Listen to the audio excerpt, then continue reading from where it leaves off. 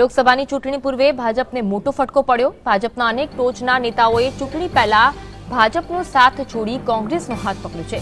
ભાજપના પૂર્વ ધારાસભ્ય અને કપડવંજના દિગ્ગજ નેતા બિમલ શાહ સહિત અનેક નેતાઓ કોંગ્રેસમાં જોડાયા છે। કોંગ્રેસના પ્રભારી રાજીવ સાતો તેમજ પ્રદેશ પ્રમુખ અમિત ચાવડાની હાજરીમાં બિમલ શાહ સહિતના નેતાઓએ કોંગ્રેસનો ખેસ ધારણ કર્યો।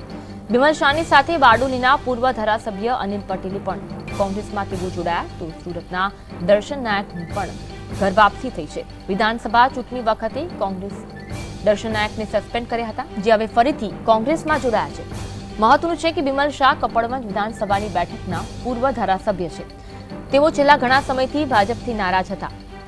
બિમલ શાહ પૂર્વ વાહન વ્યવહાર પ્રધાન પણ રહી ચૂક્યા છે, પરંતુ 2017ની વિધાનસભાની ચૂંટણીમાં તેમનું પત્તું કપાયું હતું।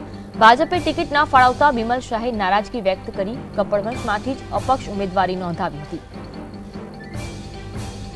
બિમલભાઈ, તમારો નિર્ણય સાચો છે। પાણીનો પ્રવાહ વહેતો રાખવો પડે।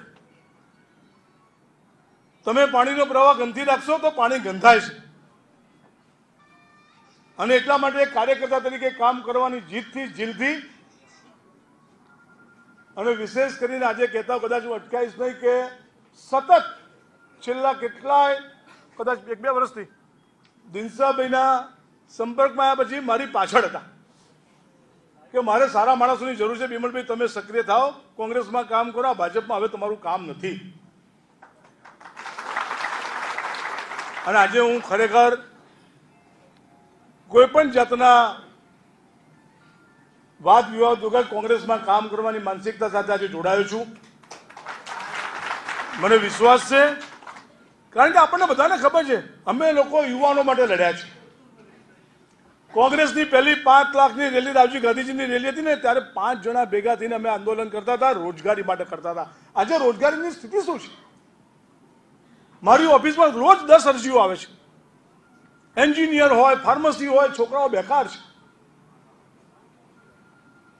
હું ગામડાનો ધારાસભ્ય પ્રતિનિધિ તરીકે રહ્યો છું, અત્યારે કામ કરું છું। ખેડૂતોની સ્થિતિ હું જોઈ રહ્યો છું।